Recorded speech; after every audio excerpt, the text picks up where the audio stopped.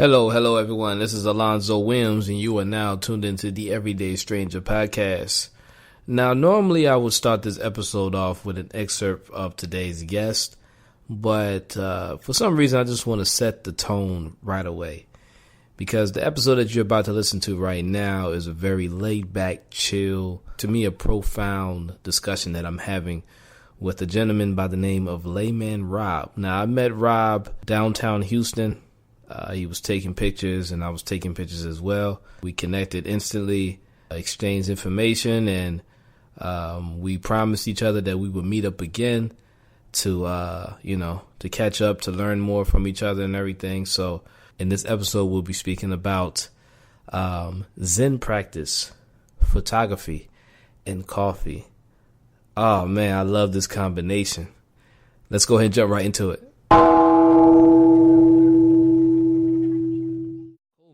So we're going to go ahead and get the show started. I always ask my guests, as you probably know, what's life's greatest lesson been for you, man? Life's greatest lesson? I have to think about that for a second. Take your time, though. Life's greatest lesson for me? Yeah. I don't know what life's greatest lesson is, but I'll say this.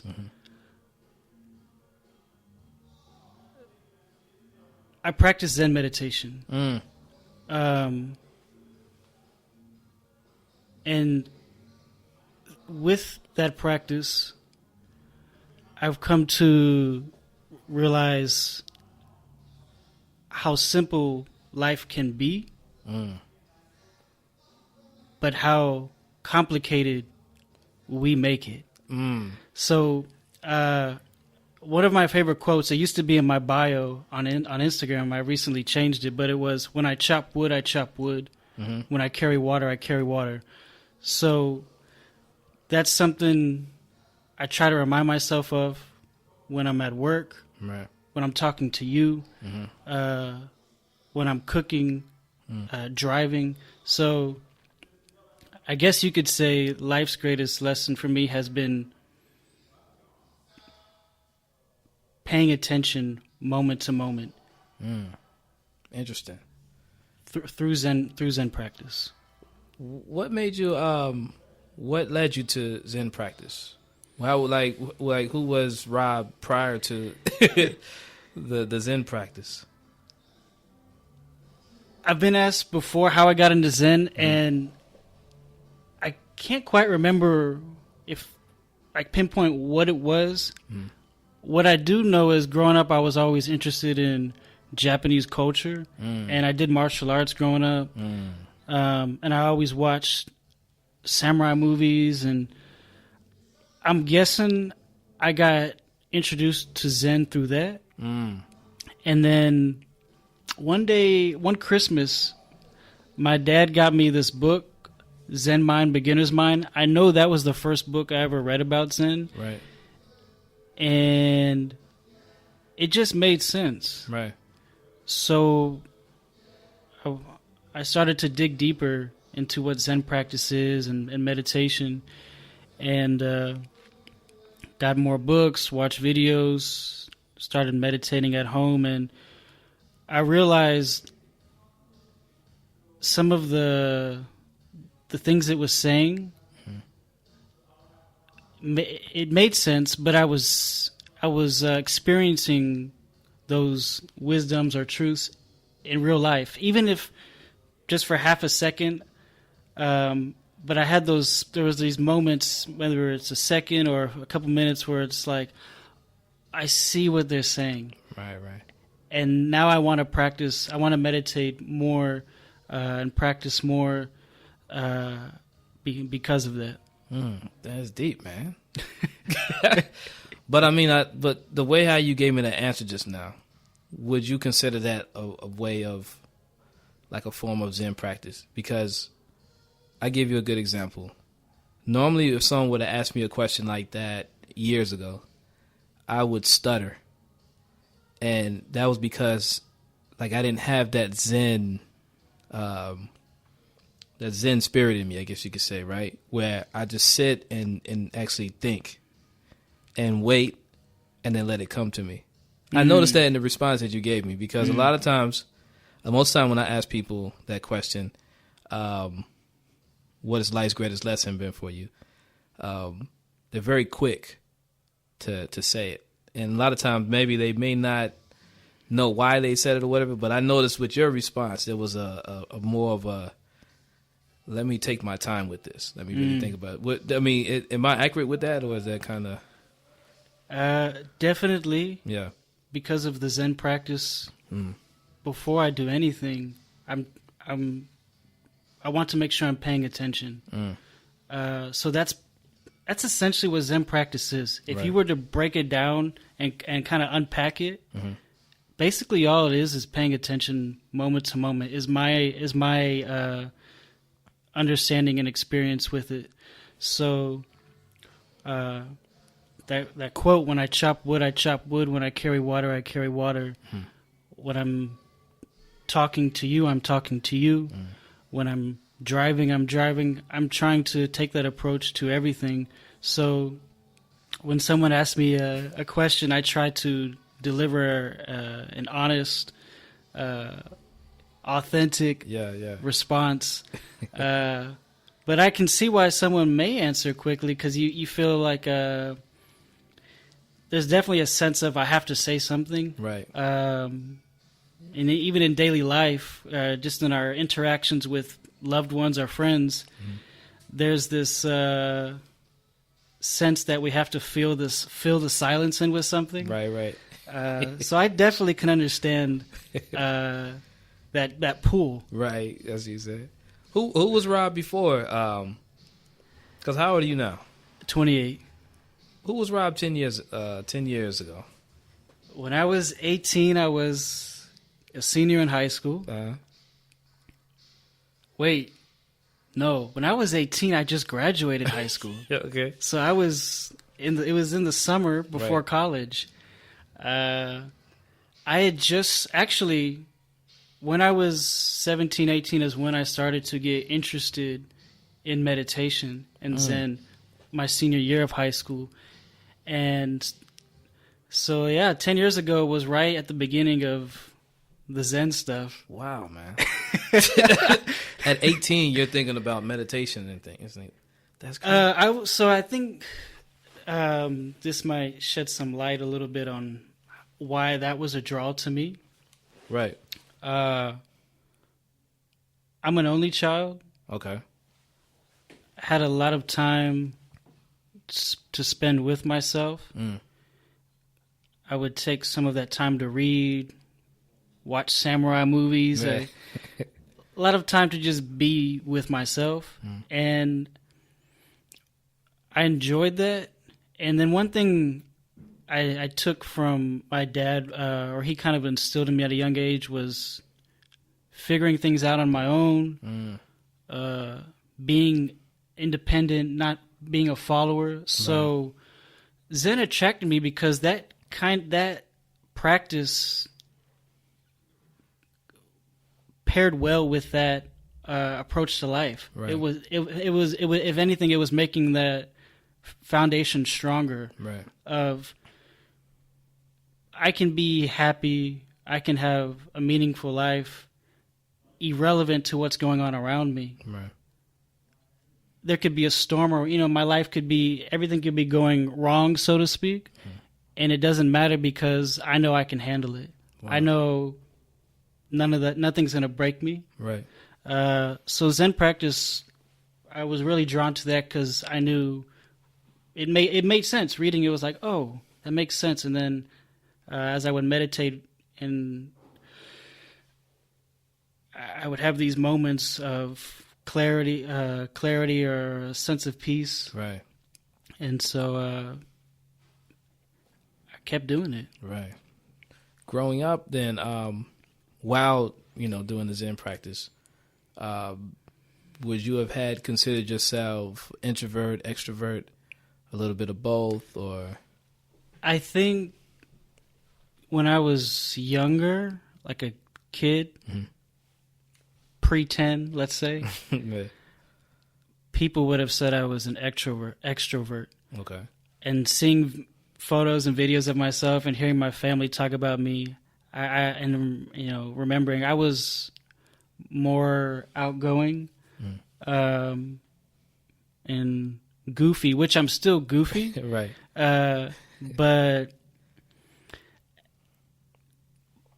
in part because I think I was an only child and growing up in a kind of a family situation where everybody wasn't getting along, so to speak. Just to keep it simple. Yeah. I kind of grew to not trust people, or not rely on people for what I needed. Right. So as I got older, I started to become more of an introvert, I think, because I realized people are unreliable. Yeah, I know. I totally understand. And so yeah, I became more and more introverted, and then the whole samurai culture and stuff, I was very drawn to that. I always admired like the strong, quiet type dude. Yeah. Like I want to be like that. Yeah, That's what I was thinking. Nothing gets to that guy type of thing. So yeah, growing up, I never really had like close friends. I had my first girlfriend my senior year of high school. Okay. So I was very reserved and conservative throughout my teenage years, for sure. Right. It wasn't until coffee that and actually wasn't. It was because of Zen that I got into coffee, but because of the two, I went out in the world, so to speak, and started to engage with people in the world more, and I wasn't as maybe cynical, I guess you could say. I wasn't as closed off. So yeah, Zen practice and in the coffee world helped me with that for sure. Right.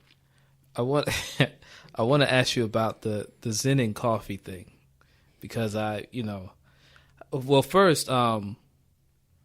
it's interesting because I identify with how you grew up, right? Like the whole becoming independent per se, right? Like due to the fact that you realize that the people around you probably weren't like reliable or whatever it may be. Me growing up as an introvert, one, I didn't feel comfortable asking people for help because I didn't feel like, I know. Yeah, you see what I'm saying? So because of this, I developed like this skill or this way of doing things on my own all the time, even if it meant making a lot of mistakes.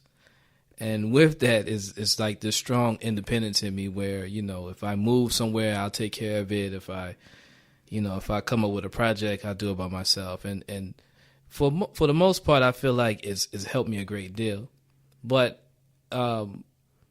being the same way, do you ever run into any like difficulties as far as like being like that independent? Like meaning, will you take on a task that you feel is probably overwhelming per se, right? What immediately comes to mind is being married. Okay. So otherwise, I agree. Being like that, I'm actually glad I'm like that because I'm happy. I know that even if I mess up on something, that's fine. I can figure it out. Right. But being married, or just even being in a relationship before we were married, I always had concerns early on because I knew how I was, and being with somebody else was not something I was used to. Right. And my wife, who grew up with a bunch of siblings, she was used to being around people and sharing and all that, and so it was a process. Right.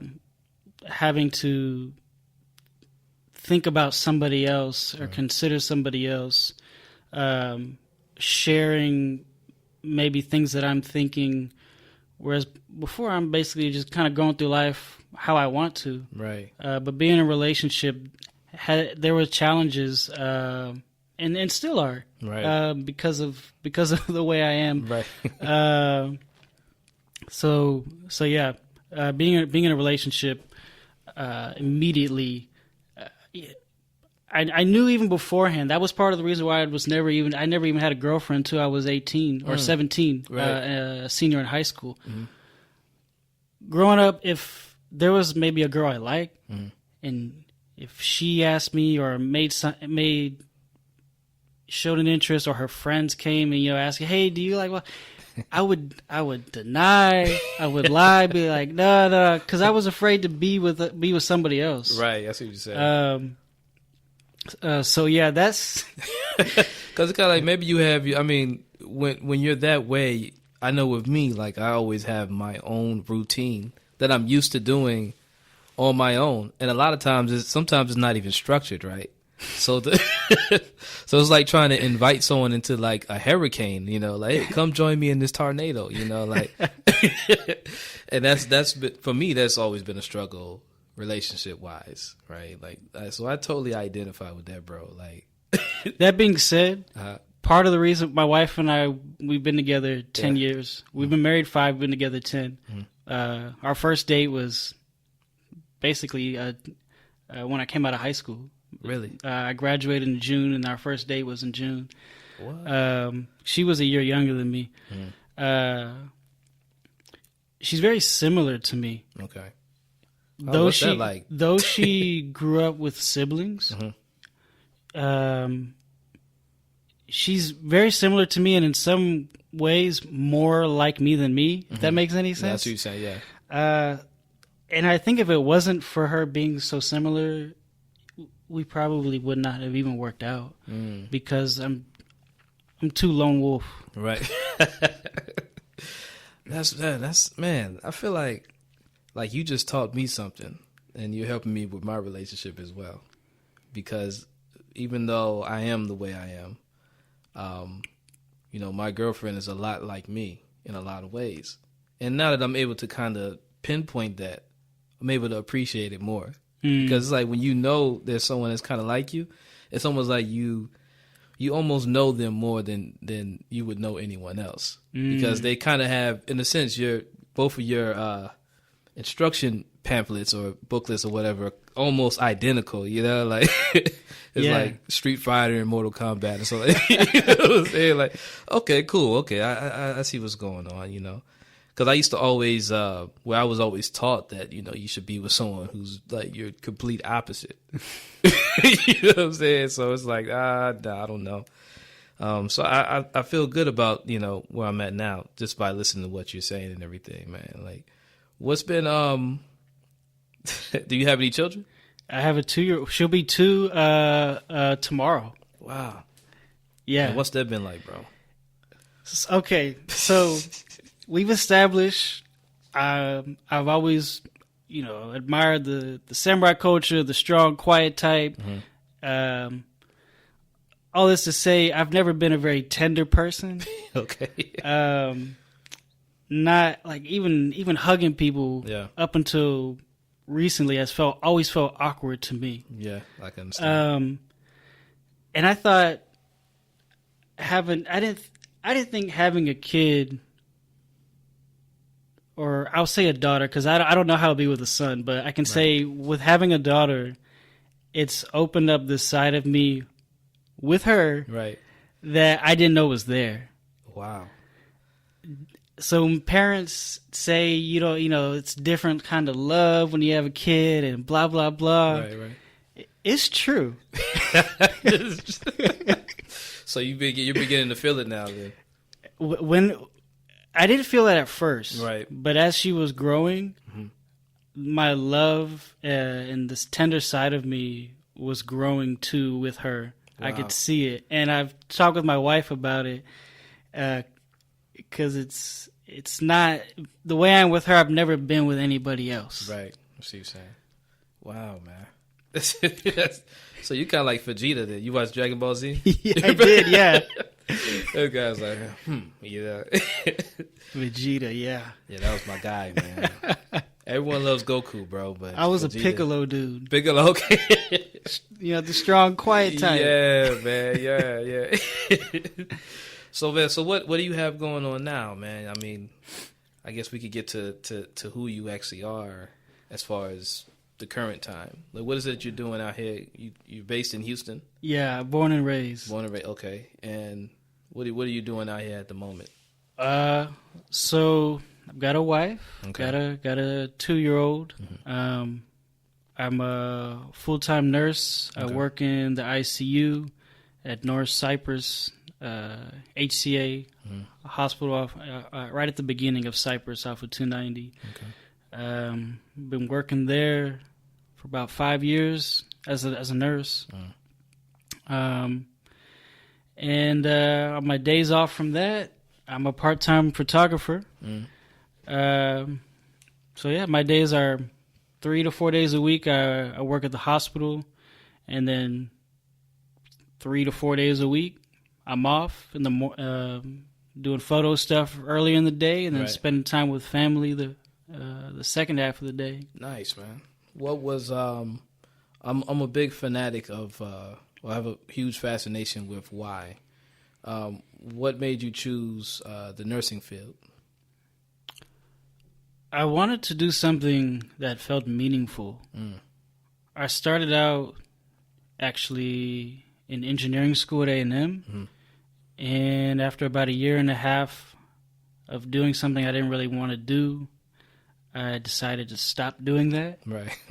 And my grandmother, she used to work in the medical field, and she had recommended nursing, which I wasn't on my radar. Right. But it sounded like a good idea because you're getting paid to help people. Yeah.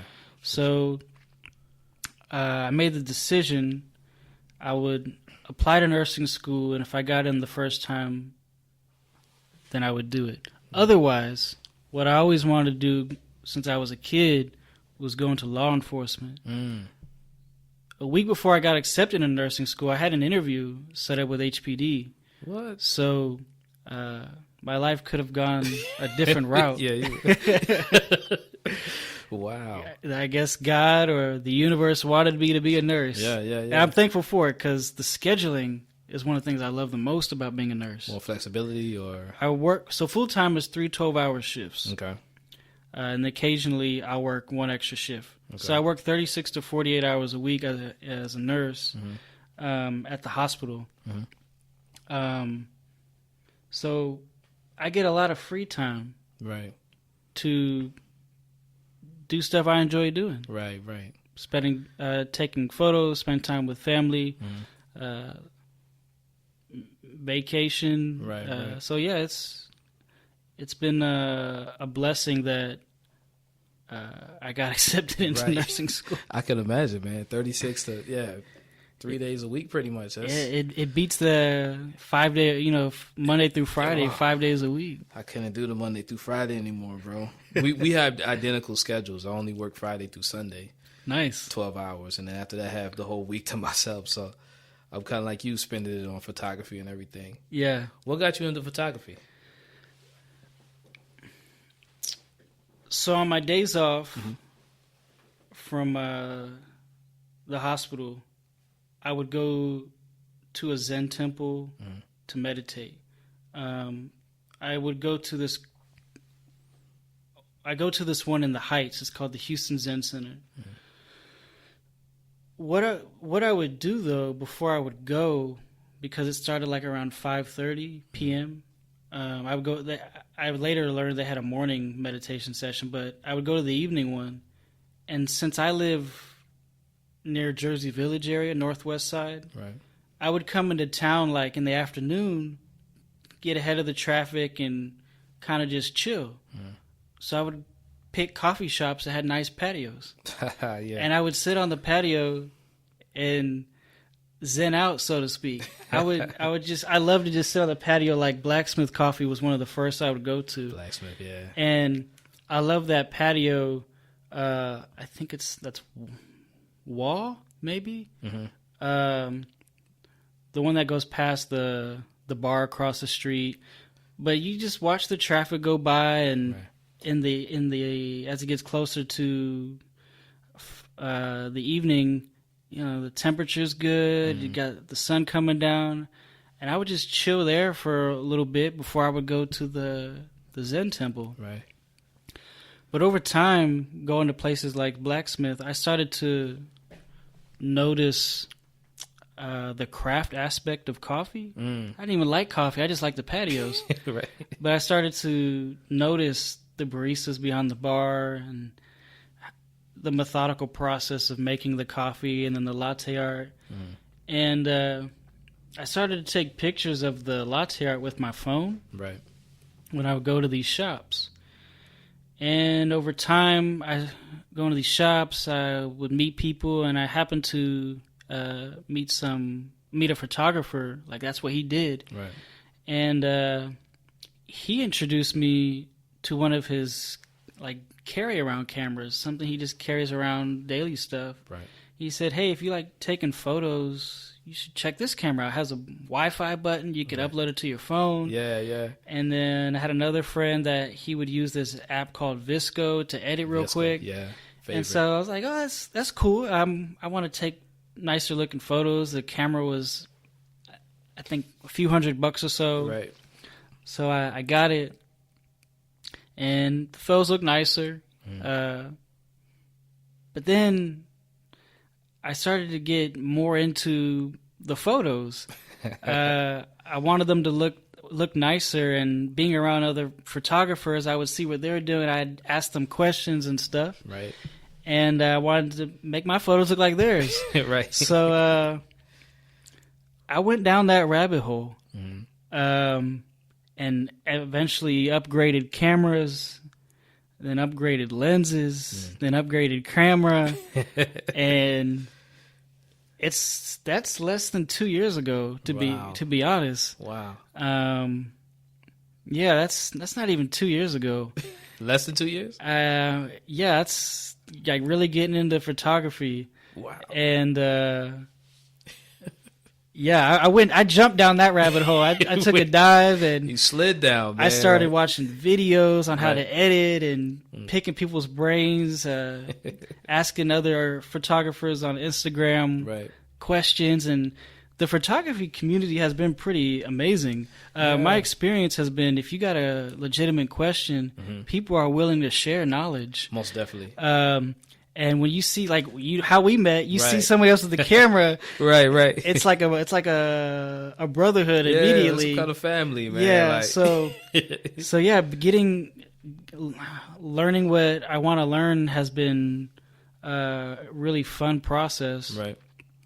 And I'm the kind of person that when I like something, I don't know if I'm obsessive, but I'm close to it. No, I totally understand. Yeah. I definitely will spend a lot of energy and time working on that to try and get really good at it. Yeah. So that's what happened, is chilling before going to Zen.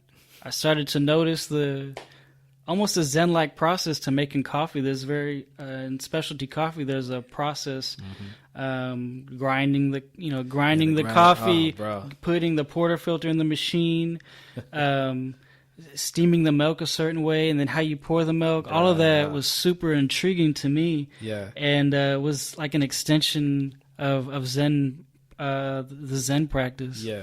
I could watch that forever, bro. YouTube, the latte art, and just the sound of the machines and everything. Oh my goodness, man! Yeah, it was kind of like a meditation space. Yeah, coffee shops bro, were another meditation space. Yeah, man, that's amazing. Who were some photographers that really stand out? Who really lend you a helping hand as far as giving you knowledge on? Yeah. So it's two people in particular. A friend of the first gentleman, his name is Stephen Hebert. Okay.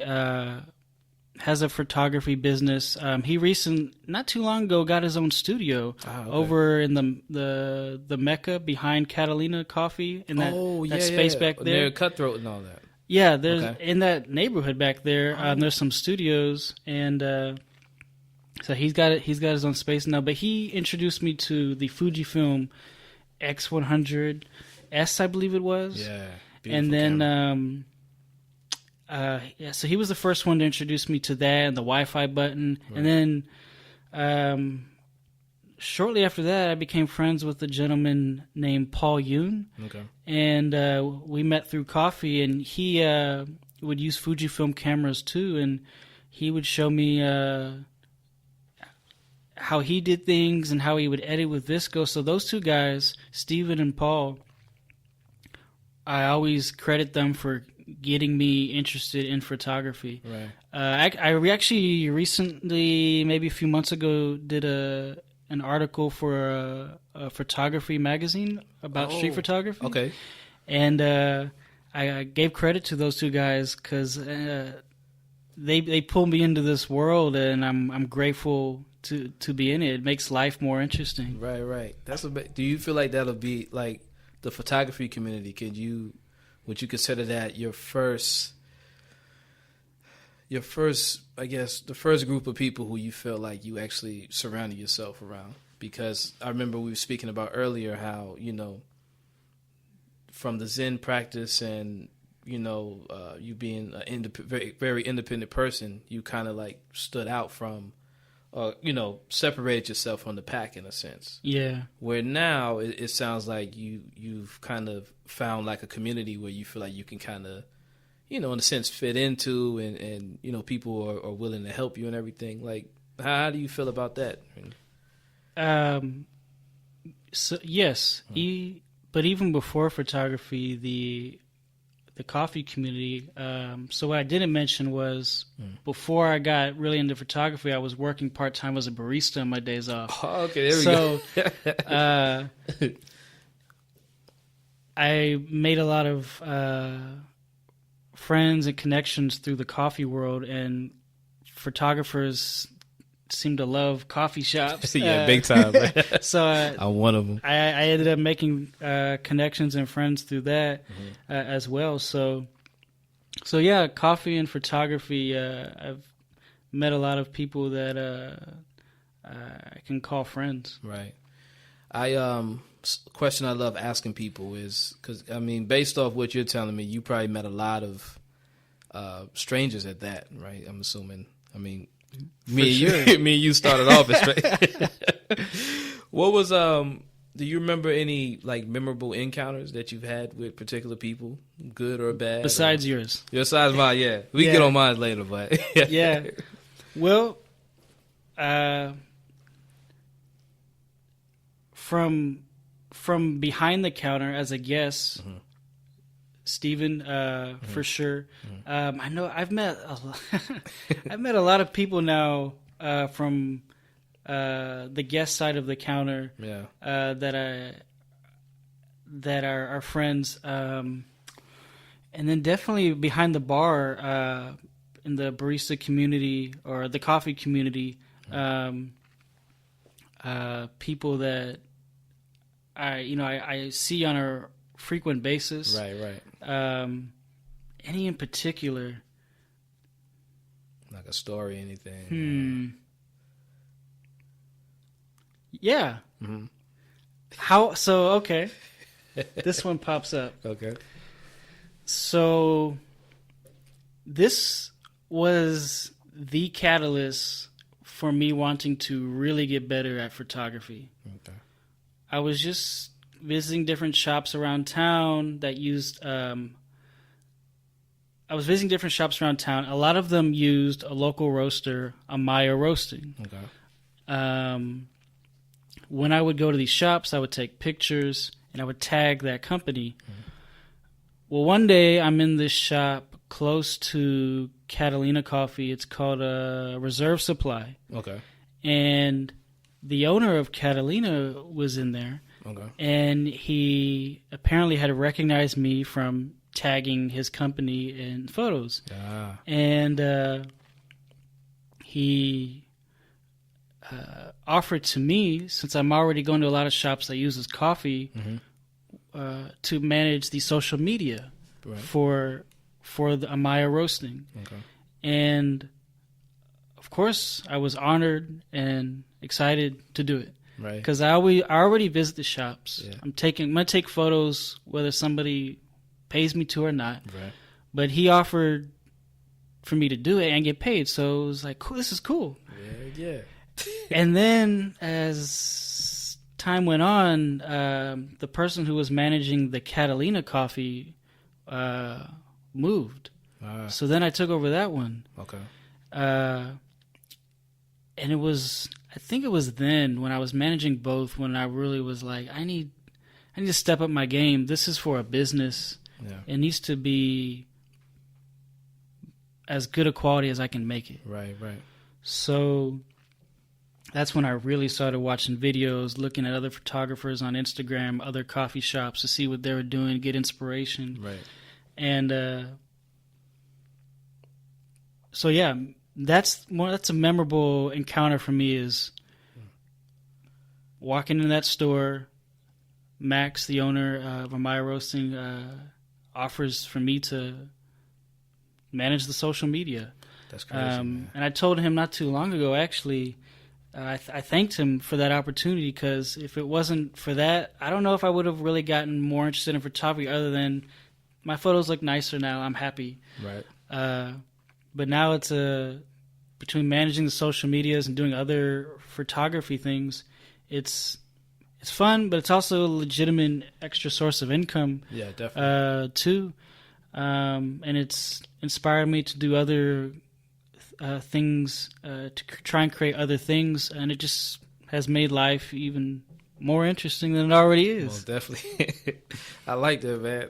I want to talk a little bit about coffee, man, because I'm a big fan of the pour over. How knowledgeable are you on? Like, not. I need, because I always look on YouTube, right? Yes. Because that's all I do every morning. I have the hand grinder. I've seen your little videos. Yeah. And I'm always like, I don't know, I'm always just so bent on wanting to make the most perfect cup of coffee, man. It's something about that. It brings some kind of passion out of me. Yes. And probably from like my trips to Italy, because they do so many things with so much passion, from dressing to making coffee to cooking food. And I feel like I brought a little bit of that with me back to the States. And I'm like, man, I just want to make sure I'm doing this correctly sometime. I mean, the coffee tastes good, but you know how sometimes you'll study, you'll listen to some people who participated in competitions, and they'll tell you, okay, you want to make sure that the water is at least 95 degrees to the boil, whatever. Let it sit for a little bit, and then it's some kind of turn with the wrist they do as they pour the coffee over. Pour the water over the coffee, and I'm just like, man, I hope I'm doing this right, man. From the grind size and everything, I'm like, man, there are a lot of variables involved. Yeah, that's what I'm saying. I'll say this, and even experienced baristas, I think, would say the same thing. To do a pour over consistently, is challenging. That being said, I've had pour overs from experienced baristas, and every time it tastes good. Right. I like the ritualistic process of doing the pour over. Yeah. I like the tactile experience of it. Yeah. I never really got into it, though, because I just liked espresso more. Or flat whites or cappuccinos. Anything with espresso tasted better to me. Yeah. So I never really ordered drip coffee or pour overs. Yeah. But I have a friend. He's a photographer and also works as a barista. His name is Stefan, and also he deserves a credit for getting me more interested in photography. So when I was managing the social medias early on, he had reached out to me on Instagram, and we chatted, and his photography was amazing, Right. and he was looking to do kind of like manage maybe like some coffee social medias and do more with that because he loved pour overs. Right. If you see some of his photos, he would do like at home. He would have like a tripod and the timer, and it would be like his hand or something in the shot doing a pour over during that process, and the photos are stunning. What's his Instagram? He has it. Just a second, I'll tell you. Yeah, because I'm gonna have to follow him, man.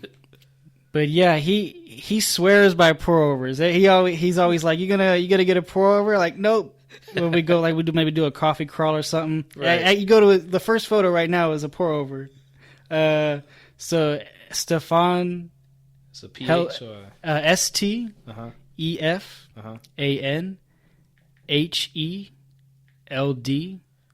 a minute. LD. Zinger Zinger. Okay, there we go. I was about to say I thought it was following for okay. Yeah. Ooh. So Wow. maybe I don't know, half a year or maybe even closer to a year ago, we became friends, and he would share a lot of editing, like editing tips with Lightroom, and just the whole process of framing and taking photos. So we would bounce ideas off each other. He would share photography knowledge. I would share some stuff I've learned from managing social media stuff. And Right. so now I know for sure he's managing the account for Tropicalis, Okay. the relatively newer shop in the Rice Village area. So you haven't been. Yeah. Okay. It's a new shop. Maybe less than half a year, I think. Okay. Yeah. They're a Greenway account. They use Greenway coffee. Okay. There we go. Yeah. But they also have a food program like Cuban inspired stuff. They have a Cuban sandwich. They got the plantain chips to go there, man. and stuff. So Yeah. Stefan, seeing how good his photos were was a big inspiration to get better at editing. Nice, man. Dang, yeah, I'm definitely gonna I may have to try to hit him up, man, to see if I can get some pointers on the pour over, man, because I practice this thing religiously, bro. Yeah, that's all he makes at home. I'm trying to think, who else do I know that does pour overs regularly? I know there's probably a lot of people, because a lot of baristas I've worked with, or I know they do pour overs at home, or when they travel, they bring it with them. Yeah. Like my friend Johnny, he manages Through Good Coffee, Pastor Rudy's shop. Yeah. He does pour over stuff a lot, and will take the stuff with him, like when he travels. If you ever go by Through Good, Johnny, he's the manager there. He can probably give you some good pointers. Most definitely, man. Appreciate that plug, man. So I got two more questions for you, bro. The first one is what was the last one? The first one. Yeah, I lost train of thought thinking about the pour over coffee, man. Now you think, how if I turn it this way, well, make me a good pour over later. Right. What's something? Okay, here we go. That's what it was. Optimism. Is there anything that you've been very optimistic about in your personal life right now? Yeah. So what comes to mind is a couple of work-related things in my nursing, and then also photography-wise. So there's this particular skill I've been learning at the hospital to put in these. It's like a special IV. It's called a PICC line. Okay. And the radiologist has to train me. Okay. So I'm looking forward to doing that because it's kind of a rare skill. Not a lot of nurses do it. So it'll be fun to do them because I like the whole process of doing it. Right. It feels very methodical. Right. But also it'll increase coinage. Exactly. So that's always a good thing. So I'm optimistic about that. Right. And then photography wise, well, for next year, I'm planning to go to a couple places well, no more than a couple places, but I'll be at a few coffee events in the States to photograph. I'll be in New York, Chicago, Nashville, Portland, Seattle area. So I'm looking forward to doing that, and then also planning to go to Melbourne in Australia. Wow. And then while I'm over there, going to Japan. Wow. And I'm going to be working on a personal project while I'm at some of these places, putting a book or something together centered around coffee. Right. So that'll be fun. It'll be a fun project. Fun to visit these places and try to create something meaningful. Man, this is amazing. So you're going to all these places pretty much to do things that are coffee photography related. Yeah. That's amazing to me, man. Because we're talking about like and you said less than 2 years, like you started shooting, and then you developed that interest in just the coffee shop culture in general, and you run into the right people, and they help you out with some things, and now you're going to different states and out of the country as well. Yeah.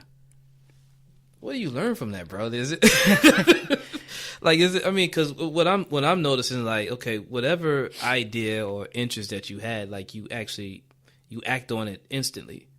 You see what I'm saying? Like, that's a real thing, because, and the reason I'm so fascinated about that, impressed and happy at the same time, is because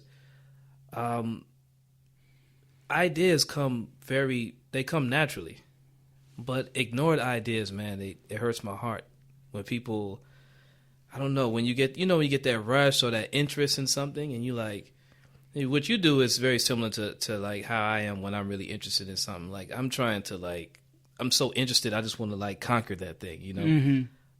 But ignored, when that feeling is ignored, it hurts my heart sometimes. I don't know why. Like, if someone is excited about something and you ask them later, hey, man, how's that thing? Nah, I don't know. I just don't think it was really, good enough, or this and that. That hurts my heart, bro. I never thought about that until you brought it up, and now I'm imagining if I knew someone who had that experience, and being someone who's pursued what was a hobby and it's become more than that. Yeah. I can see what you're saying. Yeah, it's tough, man. Yeah, like and then imagining if for some reason I stopped doing photo stuff. Yeah. I couldn't imagine it right now. Right. Like, I couldn't imagine that passion like just being extinguished. Right. That's why I find that fascinating, how, again, something that simple, a simple act of, man, I really like this. I'm going to start taking pictures of this. Hey, man, what do you use to take better pictures? Hey, what's some good cameras to use? Like, those things, like, you're constantly acting on it, right? Yeah. And it builds up into something that, to a person who's just starting, it almost seems impossible when you think about it. Yeah. It doesn't look... I see what you're saying. Yeah. I think the Zen practice is the foundation of all of this. Because I've come to appreciate the little, like, kind of the little things you could say, the nuances, the details. I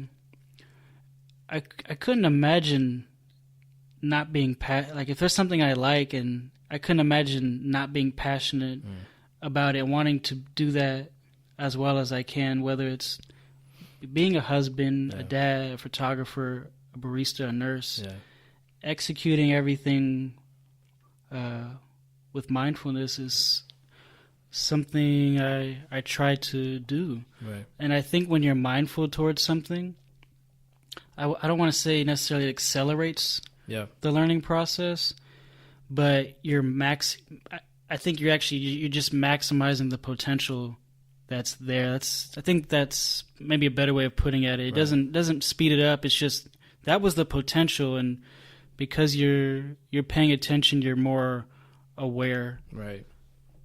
Amazing, bro. I love it, man. You gonna have to give me some book recommendations too. By the way, man. Matter of fact, yeah. What are you reading these days, man? Well, I haven't read a book in a while, to be honest. Audiobooks? Or no? No, I listen to a lot of podcasts now when I'm driving. Okay. This may sound funny. What I've been reading lately has been newspapers. Interesting.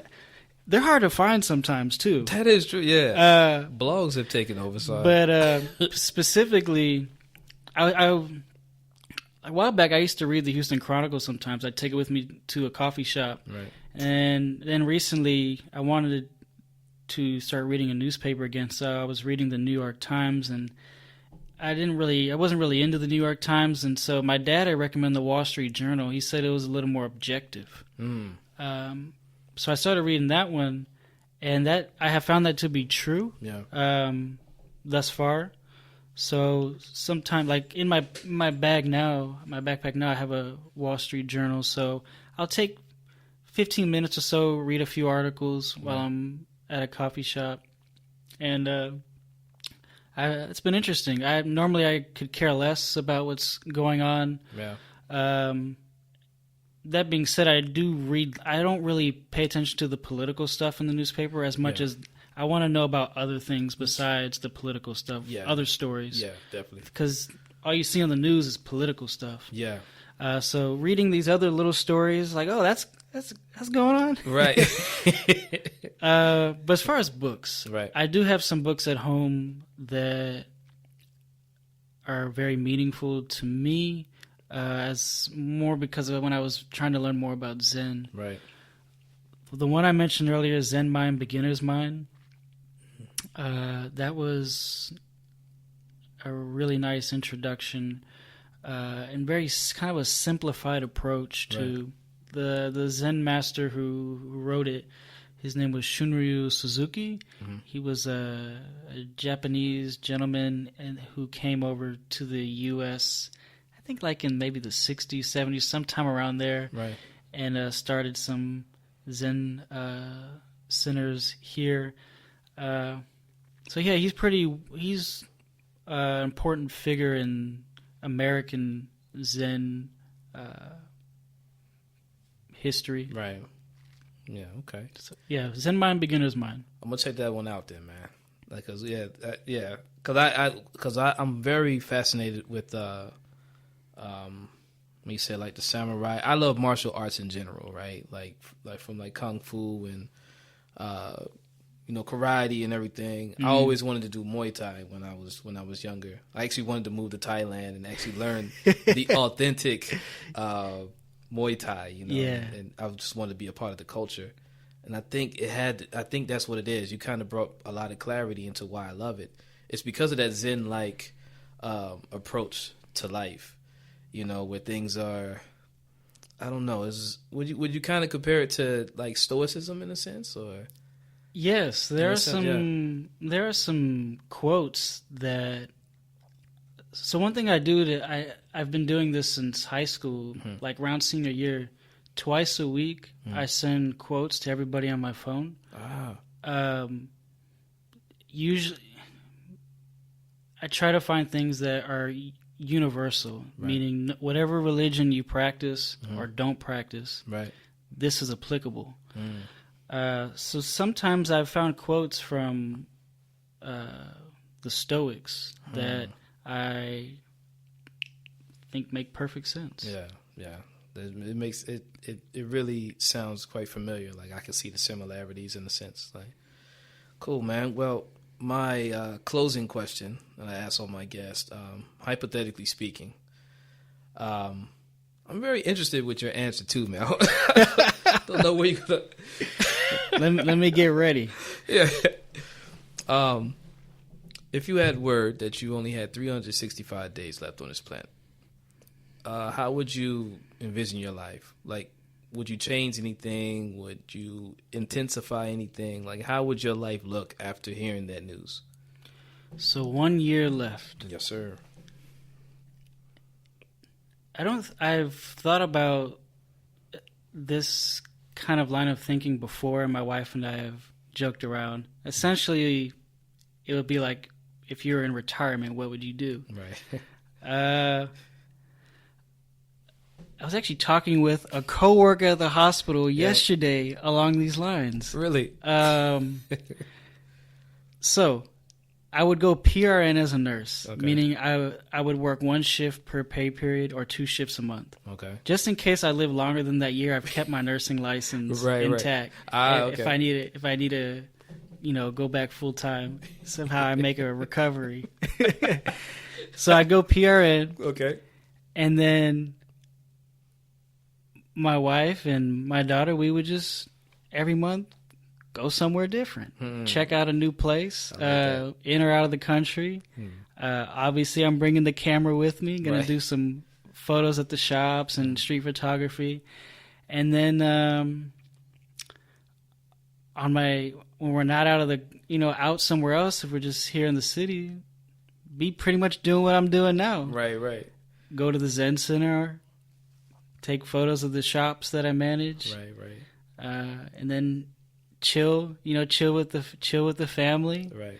And see friends on the weekend. Right. It'd be pretty much the same, except there'd be a little bit more traveling involved. I like that, man. I noticed the dash of optimism in that. Yeah, I'll go to the maybe 2 days a week or whatnot, just in case. Yes. If this just doesn't really fall through the way how they say it.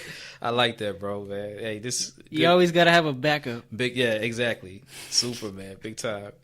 Man, tell the people where they can find you at, man, and if there's anything that you want to let the people know, or any projects, anything they can look forward to, the mic is yours, man. Okay. Well, my Instagram is Layman _Rob. So that's LAYMAN _ROB. If you want to check out any of the coffee companies I do photos for, you can check out Catalina Coffee, Amaya Coffee, Amaya Roasting, and then Retrospect. Yeah. That's what's up, man. That's pretty much it. My website is laymanrob.com. Yeah. And then next year I'm working on that project. Man. So maybe in a few years or so, get that completed. Most definitely. Well, we'll have to book another interview, man, so we can talk about your progression and everything, man. Like, get an update. Yeah, because I'm super excited for you, bro. Like, well, cool, Rob, man. It's been good, man. I'm glad we got a chance to finally link up. Hey, I'm honored to be here. I was telling you earlier off the mic. Yeah. I love the way you host. Thank you, man. And I think you have a nice voice and demeanor for it. Thank you, Rob. Oh, man, this is great, bro. So, yeah, remember, we're going to do another one, another interview. And this time we'll be talking about your travels around the globe, man. Okay. For sure, man. Yeah, after post 2020. Right. Here we go. It's going down, man. All right, man. It's the Everyday Stranger Podcast, and we signing out. If you would like to be featured on the podcast, or if you would like for me to be featured on your podcast, you can always send me an email at the everydaystrangers@gmail.com, or you can contact me on Instagram, DM me at Everyday Strangers. Again, that's at Everyday Strangers. And I look forward to hearing from you, okay? All right, y'all. Don't forget, tune in every Wednesday, also every Sunday, where I'll be releasing an episode every week, all right? I hope everyone enjoys the rest of your week. This is Alonzo Williams from the Everyday Stranger Podcast, signing out. Peace.